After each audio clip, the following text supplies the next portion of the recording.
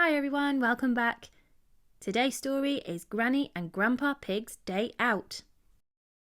It was a lovely sunny day. Peppa and George were at Granny and Grandpa Pig's house helping Grandpa Pig with his raspberry patch. Suddenly a little bird swooped down and stole a raspberry. "Hee, the birds like your raspberries, Grandpa," said Peppa. "So do I," huffed Grandpa Pig. "Good job I'm here to make sure those pesky birds don't eat them all." Just then Granny Pig came outside. "I've had a wonderful idea," she said. "Let's go camping." "Ooh," said Peppa and George. "Good thinking, Granny Pig," said Grandpa Pig. "We can camp in the garden. I can keep my eyes on my raspberries that way." "Actually, I thought we'd go to the beach," said Granny Pig. "We love the beach," cheered Peppa. "And that's not the best part," said Granny Pig mysteriously. Granny Pig led everyone to the shed. "I thought it would be fun to take this for the trip," she said, pulling off an old sheet. "It's a shiny red motorbike," said Peppa. "But what's that funny thing on the side?" "It's called a sidecar, Peppa," said Granny Pig. "You and George can sit in it." "Grandpa Pig and I went on lots of motorbiking adventures when we were younger," said Granny Pig. "We camped on mountains, in the jungle, and even on an iceberg." "Ooh," cried Peppa. "This is going to be so much fun." Soon everyone was packed and ready to set off. "It is very important to be safe when you're on a motorbike," said Granny Pig. "You must always wear a helmet." "I'm wearing a helmet and goggles," said Peppa. Granny Pig started the engine. "Brum, brum." "It's very loud," shouted Peppa. She began to sing. "Granny's motorbike goes brum, brum, brum all day long." When they arrived at the beach, Granny Pig said, "This looks like the perfect spot to camp." She pressed a button and boing! A tent popped out from the motorbike. "A magic tent!" cried Peppa. "Amazing!" "Yes, Peppa," said Grandpa Pig, chuckling. "This motorbike has everything we need." "Even my raspberries," finished Grandpa Pig. He opened a special flap on the tent. "I'd like to see those pesky birds get at them now."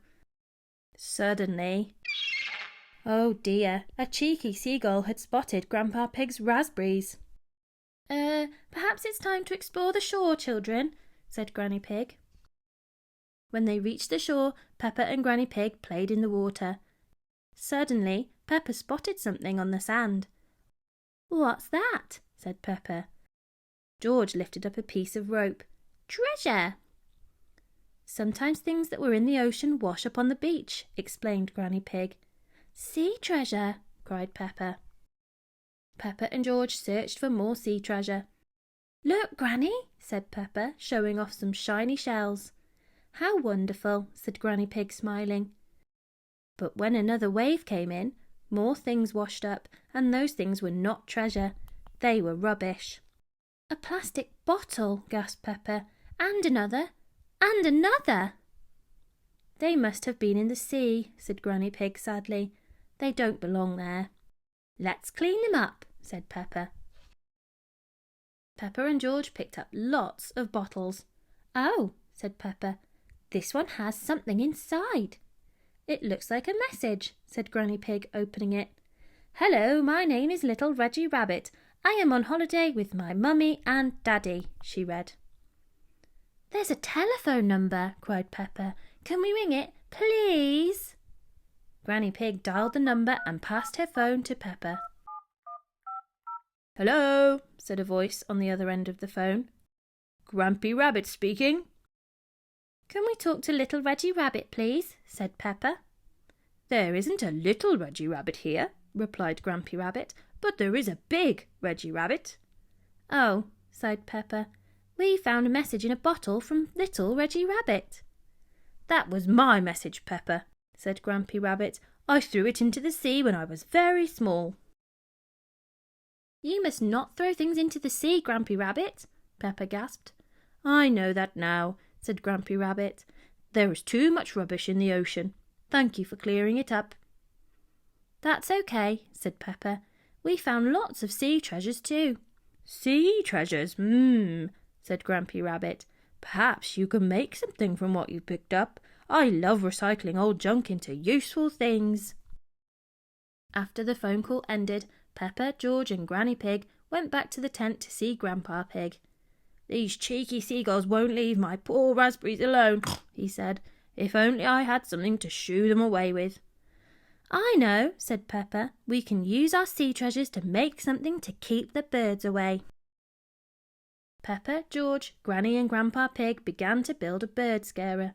They used Peppa's shells, George's rope and all the bottles they had picked up on the beach. Soon the bird scarer was complete. The wind shakes the shells and bottles, explained Peppa, and the noise of them hitting together shoos the birds. My raspberries are safe at last, cheered Grandpa Pig. Thank you, Peppa and George. The next morning it was time to go home. Grandpa Pig packed his raspberry patch and the bird scarer too. Next time we go camping, you'll have to find more sea treasures, he told Peppa and George. Then my whole garden will be safe. Everyone laughed. Hee hee hee. Peppa loves sea treasures. Everyone loves sea treasures. And that's the end of the story. Check out my Peppa Pig playlist to hear some more stories. Thanks. Bye.